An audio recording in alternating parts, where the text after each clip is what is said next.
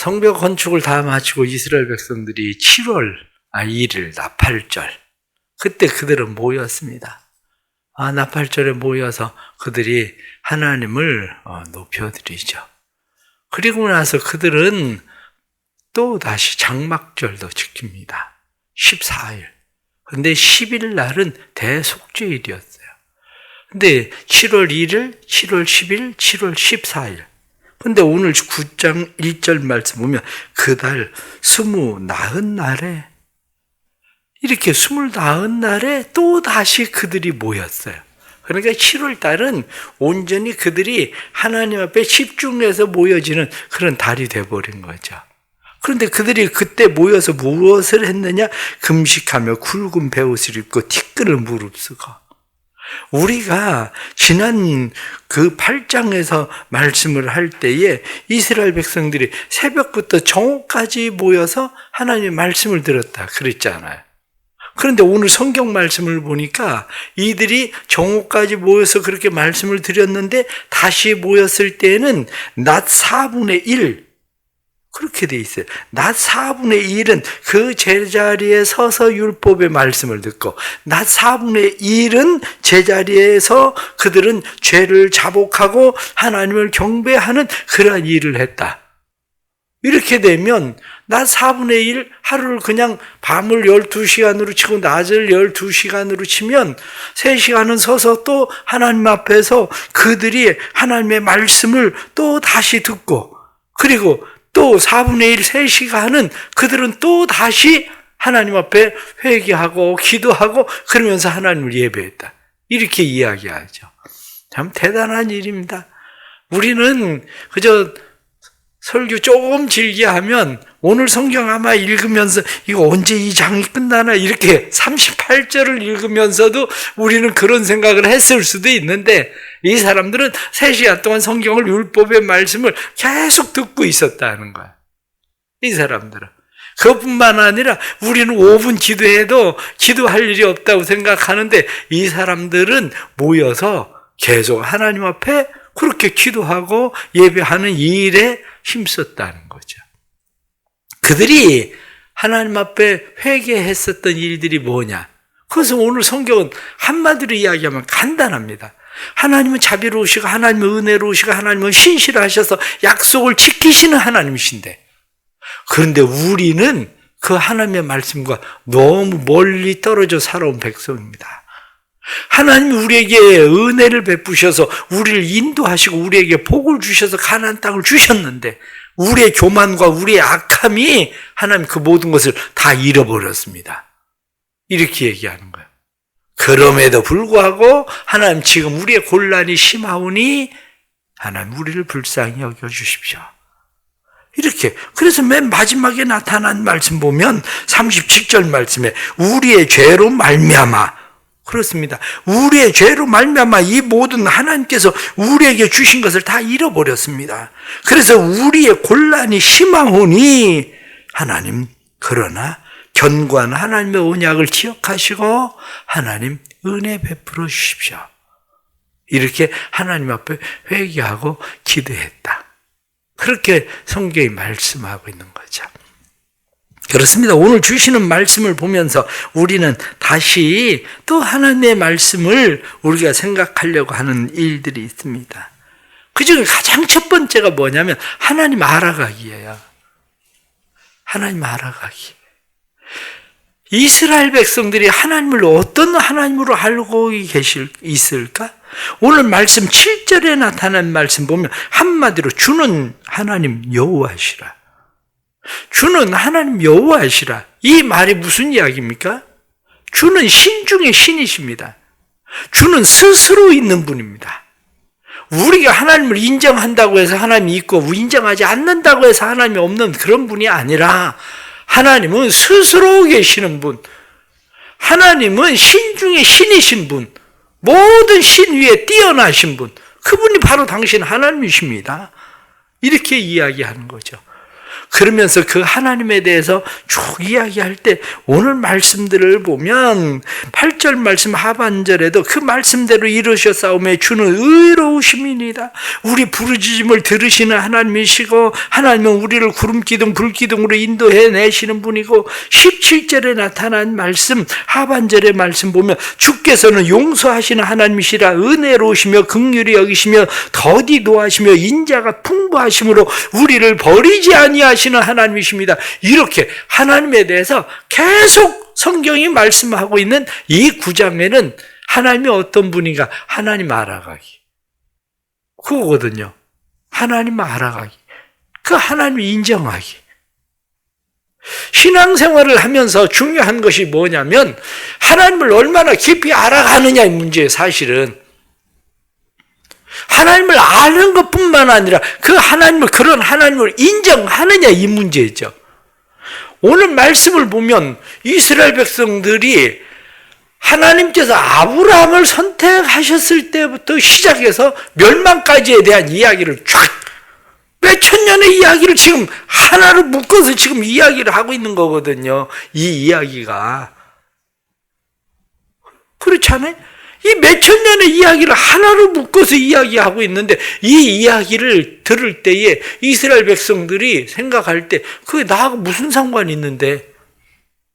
그거 우리 다 조상들 얘기 아니야? 그게 나하고 무슨 상관이 있는데? 이렇게 받아들일 수도 있죠. 그런데 어떤 사람들은 그렇게 받아들이는 것이 아니라 바로 그것이 내 일이구나. 우리가 회개해야 될 일이구나. 이렇게 그것을 아누고 깨닫는 거죠. 여기에서 우리가 다시 생각해야 되는 것이 뭐냐면 하나님 알아가기의 기초가 뭐냐면 예수 그리스도의 십자가예요. 예수 그리스도의 십자가를 알지 못하면 하나님 알아가기가 되지 않습니다. 예수님의 십자가를 알아야 하나님 알아가기. 하나님이 우리를 그렇게 사랑하셔서 그의 아들 예수 그리스도를 우리에게 보내셨구나. 내가 죄로 말미암아 죽을 수밖에 없는데, 죄로 말미암아 죽을 수밖에 없는 내가 예수 그리스도의 십자가의 은혜로 말미암아 구원받고 하나님의 은혜 입은 자 되었구나. 이걸 아는 것뿐만 아니라 그걸 인정하기거든요. 인정하기.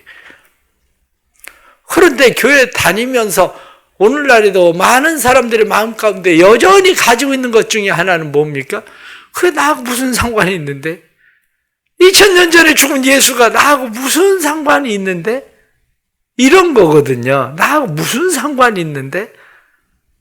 그러나 예수 그리스도를 알아가기를 못하면, 그곳에서 하나님의 사랑을 알지 못하면 하나님을 인정하지 못합니다. 하나님이 어떤 분인지를 인정하지 못합니다. 그러기에 우리가 신앙생활을 하면서 이러한 일들을 볼 때에 우리는 하나님 알아가기, 하나님 인정하기. 그래, 우리 부모님이 만났던 그 하나님을 내가 알아가고 그 하나님을 인정하는 거. 다른 사람이 만난 그 하나님을 내가 알아가고 하나님을 인정하는 거. 더 중요한 것은 성경을 우리가 읽으면서 이사팔 말씀 통독을 하고 또 오늘부터 마태복음을 또 신약을 시작하지만 성경을 읽으면서 그곳에서 하나님을 알아가고 하나님을 인정하는 거. 이게 우리에게 중요한 거죠. 왜? 그러면 그 하나님을 만나거든요. 그러면 우리는 어떤 인간, 어떤 존재인지를 알고 그럼에도 불구하고 하나님께서 우리에게 어떤 은혜를 베푸시는지 우리를 어떻게 대우하시는지를 알거든요. 그것을 우리 성도들에게 그러한 은혜가 있기를 바랍니다. 우리는 하나님을 알아가는 일들 하루아침에 알아가지는 못해요.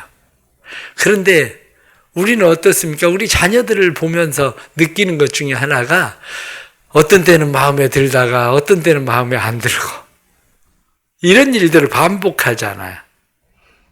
그러다가 이제야 진짜 철이 들었나 보다. 이런 생각을 하게 되거든요. 이제 얘가 좀 철이 들었나 보다. 그런데 그 철이 들 때가 주로 언제냐면 결혼해서 저도 애를 낳고 그래 가면서 생활해 가면서 비로소 그거를 좀 깨달아요. 그걸 알아요. 그런데 그것을 모르게 되는 때가 언제입니까? 아직 어릴 때는 좀 알다가 모르다가 그러는 거죠. 예를 들면 애들은 어떻습니까? 부모가 아이를 생각해서 너 아빠 구두 닦으면 아빠가 용돈 줄게.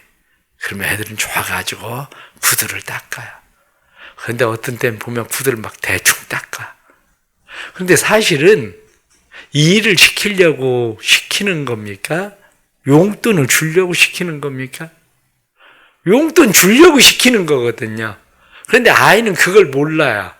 용돈 주려고 시키는 건지 아니면 일을 시키려고 아버지가 구두 닦기 싫어서 일을 시키는 건지 애들이 그걸 구분 못해요. 그런데 조금 지나면 구분을 해요. 아, 그래도 아버지가. 그래서 어느 날은 아이가 아빠 용돈 안 주셔도 돼요. 그래, 아빠 용돈 안 주셔도 돼요. 아니 내가 뭐 아버지 돈 받고 학교도 다니고 그러는데 애가 그래 철 들었나 보다. 그러고 생각해요. 근데 웬걸? 용돈 안 줘도 된다더니. 그런데요, 아버지, 나 뭐 하나 사주세요. 더 비싼 거 사달래. 애는. 왜 그렇습니까? 어느 때는 마음에 들었다가 안 들었다 하는 것 같은데, 우리 기도하고 우리가 신앙생활을 하는 걸 생각해보면 그런 것 같아요. 어느 때는 하나님 앞에 하나님의 마음에 조금 드는 거, 하나님을 알아서 마음에 드는 것 같다가, 어느 때는 보면, 정말 하나님하고 아무 상관도 없이 살아가는 삶인 것 같기도 하고 제 욕심만 부리는 것 같기도 하고 그런데 괜찮아요. 그럼에도 불구하고 성경은 하나님 은혜로우시다. 용서하신 하나님이시다. 긍휼히 여기신다. 더디 노하신다. 인자가 풍부하시다. 하나님 버리지 아니하신다. 성경이 말씀하는 대로 이 하나님을 더 깊이 알아가길 바랍니다. 아들을 주시기까지 우리를 사랑하신다는 그 하나님을 알아가는 그 은혜가 있기를 주의 이름으로 축복합니다. 그걸 알아가면 해야 되는 일이 있어요. 그게 뭐냐면 악순환과 선순환을 잘 생각하십시오. 살아가면서 악순환이라는 게 있어요. 악을 낳는다. 이렇게 말하는 것처럼 악이 악을 낳아요. 망하는 사람들은 점점 망합니다. 요즘 빈부격차가 왜 점점 심해집니까? 돈이 없어서 돈을 못 벌어요. 돈이 있어서 돈을 벌어요. 사실은. 돈이 없어서 돈을 못 벌고 돈이 있어서 돈을 번다고요. 악을 행하면 악순환이 이어진다는 걸 알아야 돼요. 이스라엘 백성들이 어떻습니까?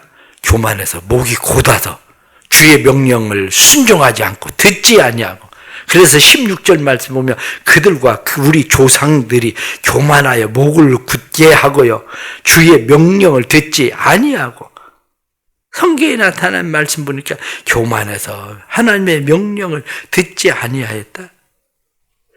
33절 말씀 보면 그러나 우리가 당한 모든 일에 주는 공의로우시니 우리는 악을 행하여 싸우나 그렇습니다. 악을 행해서 순종하지 아니하고 34절에도 나타난 말씀처럼 순종하지 않아요. 우리가. 이게 악순환이에요. 순종할 수 있기를 바랍니다. 순종을 왜 사람들이 힘들고 어렵게 생각하느냐? 그 이유는 잘하려고 하니까 그래요. 순종에는 잘하는 게 없어요. 사실은.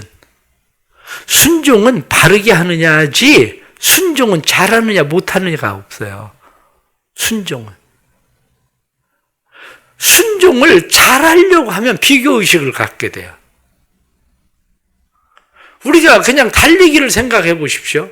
이 안에 모여있는 사람들이 달리기를 하면 100m 달리기를 하면 실력이 각각 다 달라요. 남자는 더 잘 뛰고 여자는 좀 더 못 뛰고 여자들 가운데도 실력 차이는 또 확 드러날 거예요. 그런데 이 가운데서 아무리 잘 뛴다고 해도 100m 달리기 선수하고 비교를 하면 잘하는 겁니까? 그건 잘하는 거 아니거든요. 못하는 거거든요. 신앙생활은 잘하느냐 못하느냐가 아니에요. 신앙생활은 잘하느냐 못하느냐가 아니라 신앙생활은 바르게 하느냐 아니냐의 문제인 거지. 순종이 왜 어려우냐? 순종에 대해서 기본적으로 가지고 있는 생각은 잘해야 된다는 생각을 하고 있으면 순종이 어려워져요. 그냥 쉽게 생각을 해보세요. 이렇게 새벽에도 나와서 기도하는 분들, 대부분의 여기에 앉아서 기도하는 분들은 금요 기도에도 나오고, 아니면은 여기 앉아 계시는 분들은 수요일에도 나와요. 그런데 어떤 사람은 주일날 안 빠지고 나오는 것만 해도 잘하는 사람도 있어. 주일에 안 빠지고 나오는 것만 해도. 그런데 우리가 생각을 할 때 겨울 주일이나 안 빠지고 나오는 정도? 이렇게 생각할 수도 있거든요. 잘하느냐 못하느냐가 아닙니다. 바르게 하느냐지. 내가 하나님 앞에서 나를 바르게, 사실은 그 바르게 하는 것이 선순환이에요. 바르게 하기 시작하면 선순환으로 넘어가요. 그런데 잘하려고 하다가 보면 어느 날 잘하려고 하는 것이 악순환으로 간다는 사실을 알아야 돼요. 그게 우리 성도들이 하나님을 알아갈 때, 하나님이 우리에게 원하시는 것이 순종인데, 그 순종은 잘하느냐 못하느냐의 문제가 아니라 바르게 하느냐 아니냐의 문제구나. 이걸 선순환으로 가야 되는 거구나. 이렇게 생각하셔야 돼요. 그러면 하나님께서 우리에게 은혜와 복을 주시는 역사가 일어나게 될 줄을 믿습니다. 그래서 우리의 삶 속에 늘 함께 하시는 그 하나님을 경험하고, 우리 하나님이 어떤 하나님이신지를 우리가 잘 알면 우리의 신앙생활의 수준이 높아져요.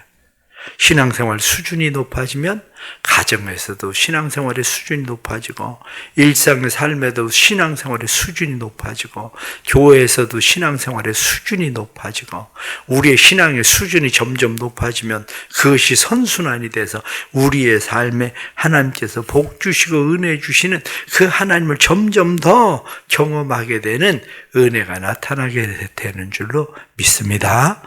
오늘 하루를 살아가면서도 성경에 나타난 말씀처럼 주의 큰 복을 즐겨 싸우나, 주의 큰 복, 그것이 우리의 삶에 있음을 믿고, 오늘 말씀을 보면서 제가 말씀 가운데에 하나님의 말씀이 어떤 말씀인가, 29절 말씀 보면 사람이 준행하며 그 가운데서 삶을 얻는 주의 계명, 그런 말씀 나와요.